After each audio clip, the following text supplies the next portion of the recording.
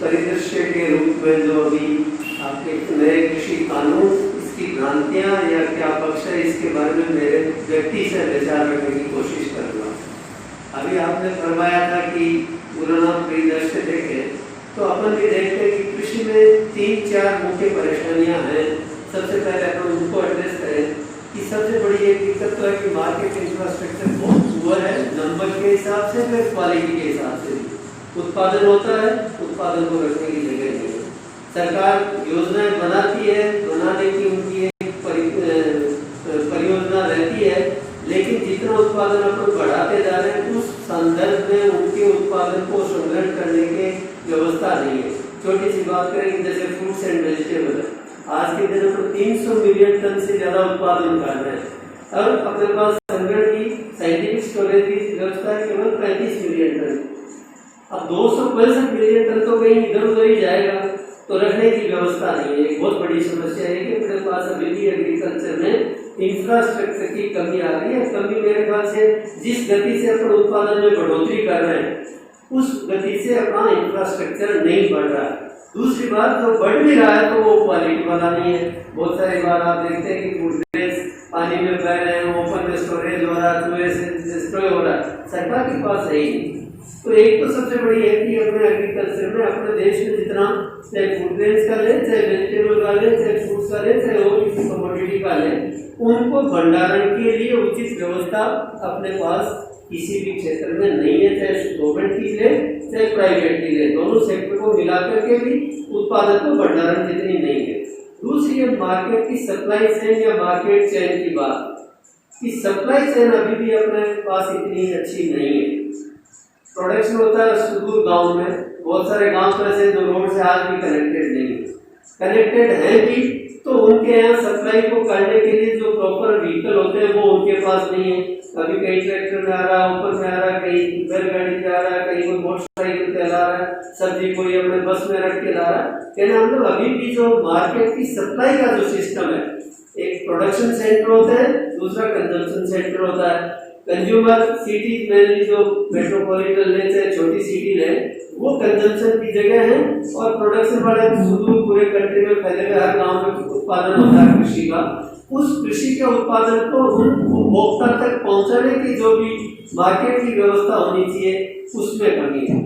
और तीसरी जो एक मुख्य बात है कि अपने जो उत्पादन के बाद में अपने कंट्री में तो अभी उत्पादन के अनुमान ही प्रॉपर नहीं लगाए जाते हैं, और उससे ज़्यादा जरूरी इस मार्केट के लिए है कि उसकी कीमत का पूर्वानुमान लगाना, जो अपने देश में अभी बहुत इनिशियल स्टेज पे इसका काम हो रहा है। हमारे यहाँ भी मानवता कृषि विश्वविद्यालय में एक परियोजना चली थी 2009 से 2014 तक, 5 साल का एक प्रोजेक्ट था। हमने कई चीजों की पूर्वानुमान बताए थे, वो कोई 80% से 90% तक हमारे सटीक भी गए थे, लेकिन वो एक पायलट स्टडी थी, उसको सरकार आगे बढ़ाना चाह रही थी, लेकिन अभी तक वो बड़े नहीं है। आज के दिन अपन देख रहे हैं कि मौसम का पूर्वानुमान काफी सटीक है कि साइक्लोन आने वाला है, ये पहले से सरकार इंतजाम कर लेती है। यदि कृषि के क्षेत्र में भी यदि उत्पादन का और उसके मूल्य का पूर्वानुमान यदि सही हो तो बहुत सारी चीजें किसान बेचे, अभी बेचे, 4 महीने बाद बेचे, कौन सी फसल उत्पादित करे, प्रोडक्शन ऑलरेडी है या स्टॉक अपने पास है, बफर स्टॉक है तो फिर उसमें और उत्पादन होगा तो मार्केट डिमांड सप्लाई एक मेजर रोल होता है कि उसकी कीमत को निर्धारण करने का। तो अपने को यदि पहले से कितनी मांग है, उसकी कितनी पूर्ति, इसका कुछ अनुमान हो कि इस महीने में इतनी मांग पूर्ति में गैप है, अगले में इतना ज्यादा है, उससे अगले में इतना है, उसको देखते हुए भी प्राइस का मूवमेंट एक आम आदमी, एक किसान देख सकता है, लेकिन वो नहीं है। और इससे ज्यादा बड़ी बात है कि स्टेट सब्जेक्ट है, agriculture marketing is a state subject की। राज्यवार हर एक राज्य के अपने अपने कानून कायदे हैं, चाहे मंडी का हो चाहे किसी का हो। पर देख रहे हैं कि कृषि कुल मंडी में मार्केट की है जो पंजाब में 0.5 है, अपने यहाँ 2.5% है, मध्य प्रदेश में 3% है, गुजरात में 1.5% है। कि हर एक स्टेट सब्जेक्ट होने के नाते से इनकी यूनिफॉर्मिटी नहीं है। हर एक स्टेट में अलग अलग तरह के कर निर्धारण है। उन कर निर्धारण से भी एक बड़ी भ्रांतियां पैदा होती हैं।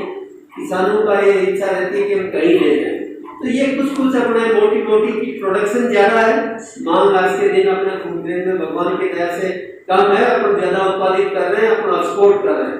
लेकिन क्वालिटी एक्सपोर्ट के लायक नहीं बना पा रहे हैं, और एक उनका प्रॉपर अपना भंडारण नहीं कर पा रहे, तो उसका एक्सपोर्ट होते होते वो माल रिजेक्ट होने की स्थिति में आ जाती है। तो अपने को चाहिए कि क्वालिटी का प्रोडक्शन करें, उनका क्वालिटी का स्टोरेज अपन करने में सक्षम हो। तो ये अपने बेसिक बातें। अब अपने इनको देखने के लिए इंडिपेंडेंस से लेकर 60s तक एक मार्केट रिफॉर्म्स है कि कुछ इंफ्रास्ट्रक्चर बनाए जाए, उनके लिए बहुत सारी कमेटियां बनी, मार्केट रेगुलेशन है, कृषि उपज मंडी समितियां बनाने का एक सुझाव दिया गया कि ट्रेडर्स वो एक्सप्लॉइट कर रहे हैं फार्मर्स को, और उसके बाद में कृषि उपज मंडी समितियों का स्थापना ये बन गई। उसके बाद में 2000 से 2015 तक फिर मॉडल एक्ट में चेंजेस, कृषि उपज मंडी समिति के में कई कमेटियां बनी, उन्होंने अपने सुझाव दिए, सरकार ने कुछ माने कुछ नहीं माने, लेकिन वो चलता इसलिए रहा कि आपके यहाँ उदयपुर में भी मंडी कब बन गई थी और यहाँ के आरटीए कितने दिनों बाद शिफ्ट हुए। कई स्टेट में तो अभी भी केरल जैसे स्टेट में एग्रीकल्चर प्राइस वो कमोडिटी की जो मंडी समितियां वो लागू ही नहीं की, एग्रीकल्चर मार्केट जो है वो रेगुलाइज हुआ ही नहीं। तो ये जो स्टेट सब्जेक्ट होने की वजह से ये जो दिक्कतें आई, बहुत सारी जगह कुछ नियम लागू हो गए, कुछ नियम नहीं लागू हुए। तो ये यदि कंकरेंट लिस्ट में हो जाए यदि एग्रीकल्चर सब्जेक्ट, तो ये सारी चीजें उससे दूर हो सकती है। तो ये रिफॉर्म्स आते रहे, और ये रिफॉर्म 2017 की बात करूं तो जैसे कि आपके कॉन्ट्रैक्ट फार्मिंग का अभी जो बिल आ रहा है, ये 2017 में इसका आ गया था, प्रारूप आ गया था, कई लेवल पे डिस्कशन भी हुआ है, उसके बावजूद भी उसको एक्ट में नहीं बदल पाए थे।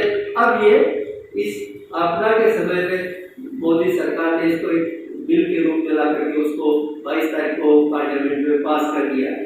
तो ये जो एक्ट था इसमें बहुत सारी भ्रांतियां हैं। भ्रांतियां ये है कि किसान को लगता है कि मेरी जमीन चली जाएगी, यदि मैं कट करूंगा तो उसके कई उदाहरण आए। उदाहरण दो तरह के मिले कि मार्केट में भी उस कमोडिटी की प्राइस कम है, तो जो कंपनी वालों ने मार्केट में जितना माल उठाना था किसान को वो उठाया नहीं। जब मार्केट में प्राइस ज्यादा थी तो कंपनी वाले किसान पे प्रेशर डालने लगे कि आप कहीं से भी खरीदते हो तो मुझे तो इतना माल दो। अब किसान के यहाँ दो तीन चीजें हैं कि तो नेचर से डिपेंडेंट है कि जब आपका मौसम कैसा रहेगा उस पर आधारित है बहुत सारी खेती।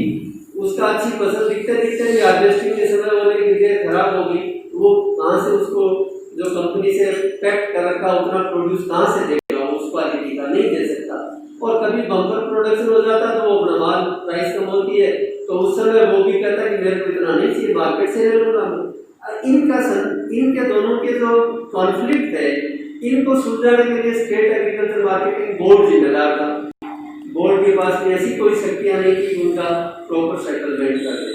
जो अब जो कानून आया है इसके अंदर ये कहा गया है कि इसको 3 लेवल में सेटलमेंट की बात करेंगे कि तो विलेज लेवल पे कुछ कमेटियां होंगी जो उसको सेटल कर देंगी, वहां नहीं हुआ तो डिस्ट्रिक्ट मजिस्ट्रेट को एम्पावर कर दिया कि वहां कर देंगे, और उसके बाद नहीं हुआ तो सेंट्रल एम्प्लॉयमेंट के रूप में कोई बड़ी कमेटी होगी जो इसको करेगी। इसमें अब भ्रांति ये है कि वो जमीन चली जाएगी। क्यों चली जाएगी? इसलिए नहीं जा सकती कि आप जब तक उससे कॉन्ट्रैक्ट नहीं करोगे, ये तो एक कानून है, मानो आप नहीं मानो, आपको एक सुविधा है कि इस तरह का कॉन्ट्रैक्ट है, आप उस कंपनी के साथ कीजिए, करने के बाद आपके इंटरेस्ट हम सेफ गार्ड करेंगे।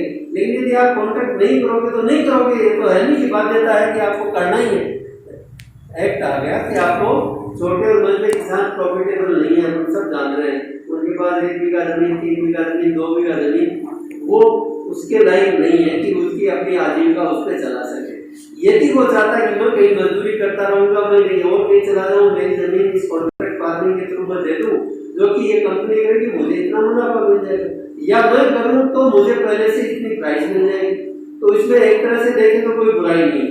लेकिन जो हिडन एजेंडा दिखता है, किसान को दिखता है कि यदि मैं कॉन्ट्रैक्ट करूंगा तो 3 साल के लिए किया, 5 साल के लिए किया, उसको उत्पादन ज्यादा है क्योंकि वो जो चाहेगा वही बीज बोना है, वो जितनी खाद देना चाहेगा उतनी खाद भी देनी है, तो मेरी जमीन की उर्वरता शक्ति कम हो जाएगी। 5 साल बाद यदि उसने कॉन्ट्रैक्ट बंद कर दिया तो उस समय में मेरी कोई फसल उगाने लायक नहीं रहूंगा, क्योंकि वो एक फसल के लिए करेगा, क्रॉप रोटेशन उसमें होंगे नहीं प्रॉपर। जब क्रॉप रोटेशन नहीं होंगे तो उर्वरा शक्ति कमजोर जमीन की होनी है, तो किसान को ये डर है कि मैंने कर भी दिया तो मेरी जमीन वैसी नहीं रहेगी। दूसरी कि वो ज्यादा सक्षम है, कहीं मेरे इस करने के बाद भी सरकार का क्या भरोसा है मेरे इंटरेस्ट प्रोटेक्ट करे या नहीं करे, क्योंकि उसके पास तो बड़े बड़े लॉयर्स भी होंगे और मेरी जमीन को जा सकती सकती है, क्योंकि किसी न किसी ग्राउंड पे मैं ब्रीच करता हुआ पाया जाऊंगा, मैं ब्रीच करता हुआ पाया जाऊंगा तो मेरा कॉन्ट्रैक्ट खत्म हो गया, जल्दी उसकी होगी।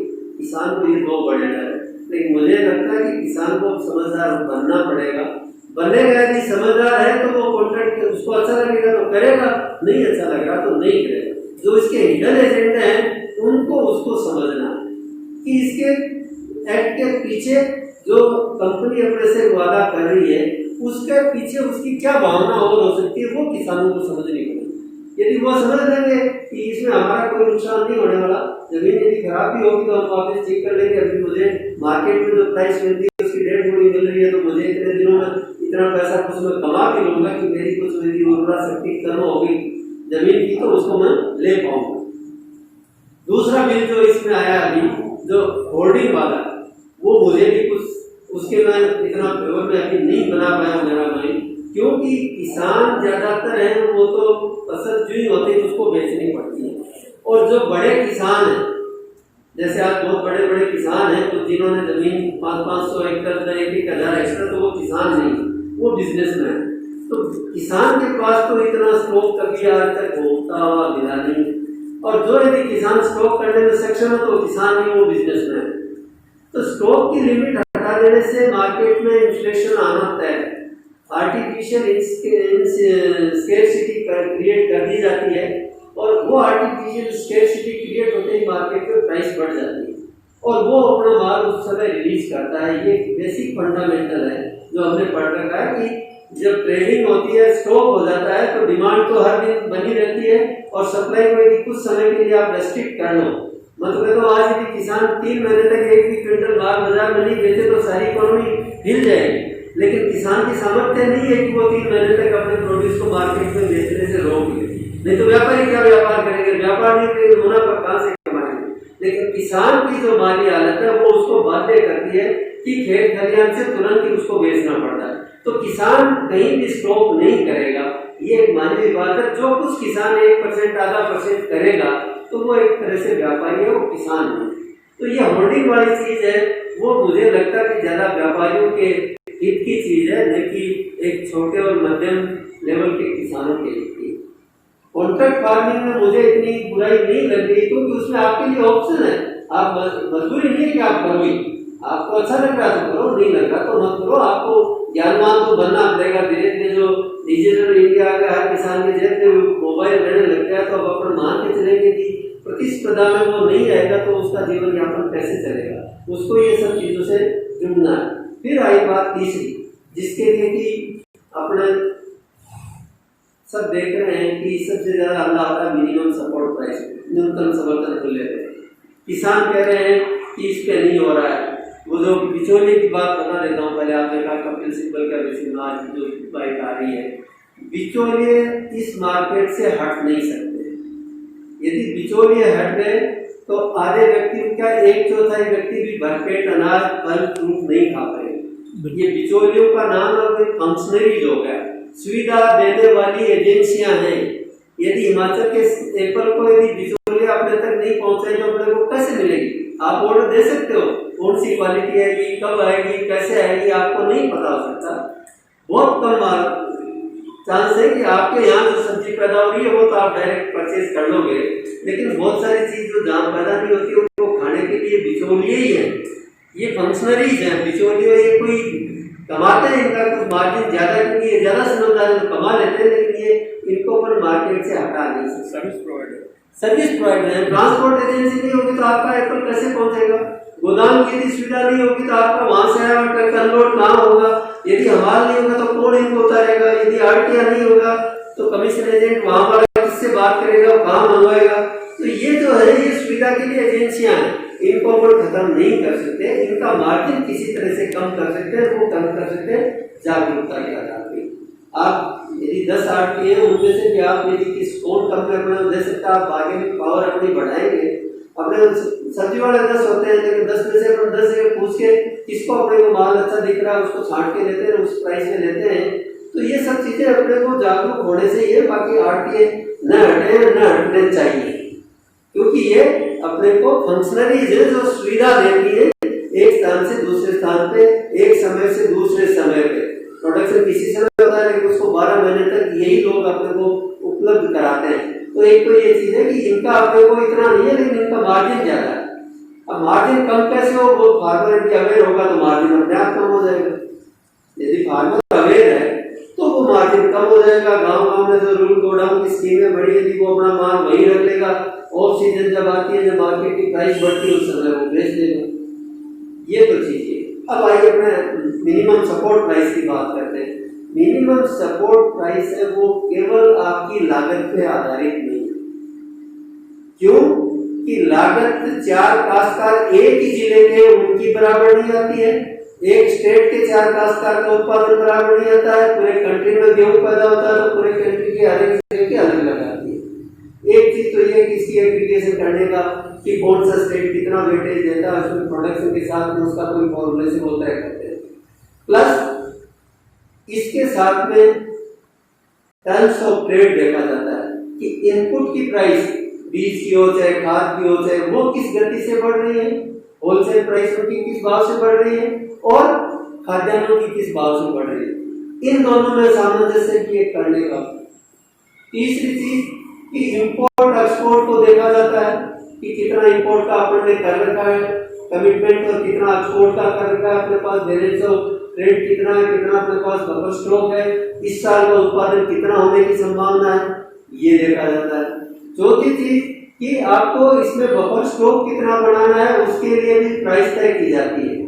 पांचवा कि आपको फूड सिक्योरिटी के लिए कौन सी फसलें चाहिए, कि पहले चने की नहीं बात करते थे, जब से अपन ने प्राइस सपोर्ट चने का शुरू किया तो अपने प्रोडक्शन 25 मिलियन टन हो गया पल्सेस का। पहले 17-18 मिलियन टन था तो 7-8 मिलियन टन अपने को विदेशों से आयात करना पड़ता था। जो ही अपने पॉलिसी उनके फेवर में की, उनका उत्पादन अपने यहाँ बढ़ने लग गया। 20 साल पहले अपन ऑयल सीड के अंदर आत्मनिर्भर बनने की स्थिति में आ गए थे, क्योंकि अपन ने रेप एंड मस्टर्ड की इनकी एमएसपी इतनी बढ़ाई थी कि ऑयल सीड का प्रोडक्शन अपने आप अपने यहाँ बढ़ने लग गया था, अपन आत्मनिर्भर होने की कगार पे आ गए थे। लेकिन ये कुछ इंटरनेशनल मार्केट की जो पॉलिसीज हैं वो मुझे जरूर किसान की विरुद्ध लगती है। यदि अपन उस समय पाम ऑयल ये नहीं इंपोर्ट करते, अपने यहाँ मस्टर्ड को ही प्रमोट करते रहते, तो आपने को कहीं बुलाने मंगवाने की ऑयल सीड की आवश्यकता नहीं होती। जैसे आज फूड ग्रेड में अपन सेल्फ सफिशिएंट है, ऑयल सीड में भी हो जाते हैं।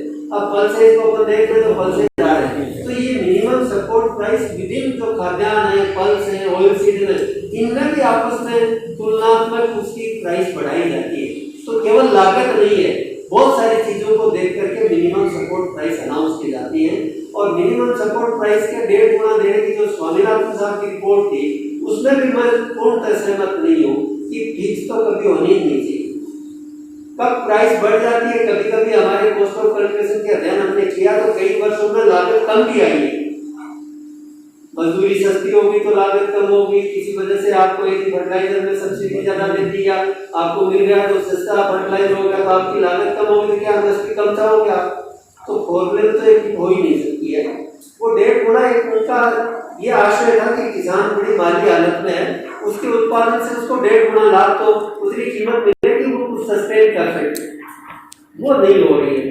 अब जो मोदी जी की गवर्नमेंट ने जो 1.5 गुने का प्रस्ताव रखा, उसमें भी मुझे थोड़ा ये है कि स्वामीनाथन साहब ने कहा था कि C2 पे कुल लागत में इन्होंने कर दिया A2 प्लस FL पे फैमिली लेबर और उसकी लागत है प्रोडक्शन की लागत, उन दोनों को जोड़ के ज्यादातर कमोडिटीज में यदि अपन C2 का A2 प्लस FL का प्रोपोर्शन देखें तो ये 60% से 80% के बीच में आता है।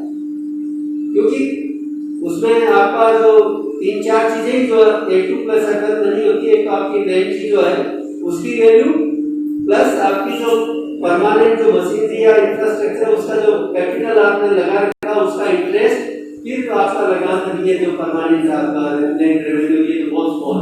लेकिन ये 2 मेजर आइटम है, इनको उन्होंने निकाल दिया तो 60% ही आपको दे रहे हैं, उसका 1.5 गुना किया तो 90% C2 जितना ही नहीं दे रहे। बात कर रहे हैं कि हमने उनको 1.5 गुना दे रहे हैं, लेकिन कुछ फसलों में तो आपको C2 जितना ही नहीं मिल रहा है, कुछ में C2 प्लस मिल रहा है थोड़ा सा। तो ये केवल किसान अपनी मजदूरी को भूल जाए तभी ये फार्मिंग कर रहा है। यदि मजदूरी को जोड़ता रहेगा तो कोई किसान प्रॉफिटेबल स्थिति में एक तरह से इस एमएसपी पे नहीं है।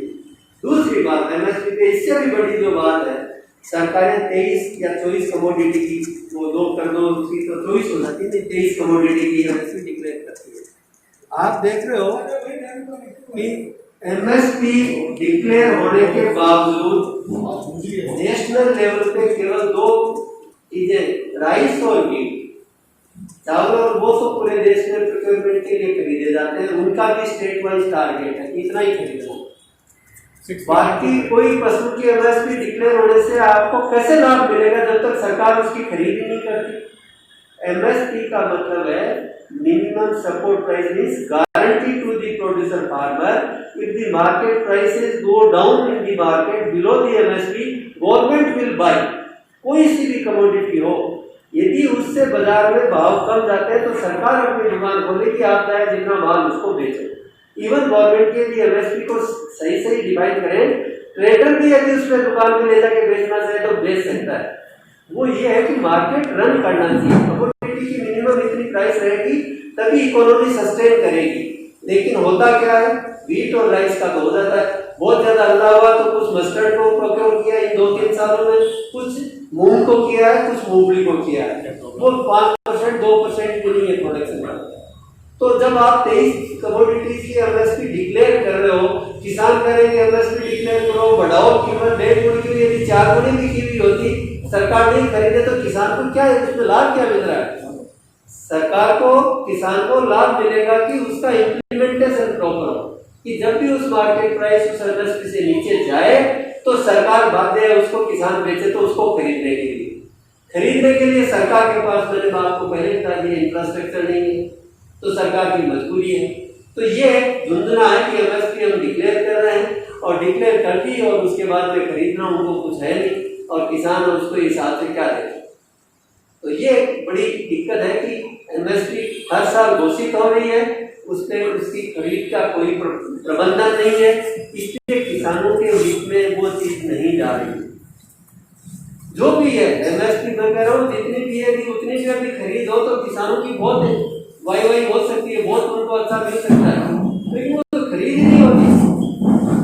अभी जैसे टीवी रेडियो में आ रहा है कि मक्का वो बिहार में वहाँ 800 रुपए से 1200 रुपए में अच्छी से अच्छी क्वालिटी, 1200 में मक्का का एमएसपी है 1850 रुपए।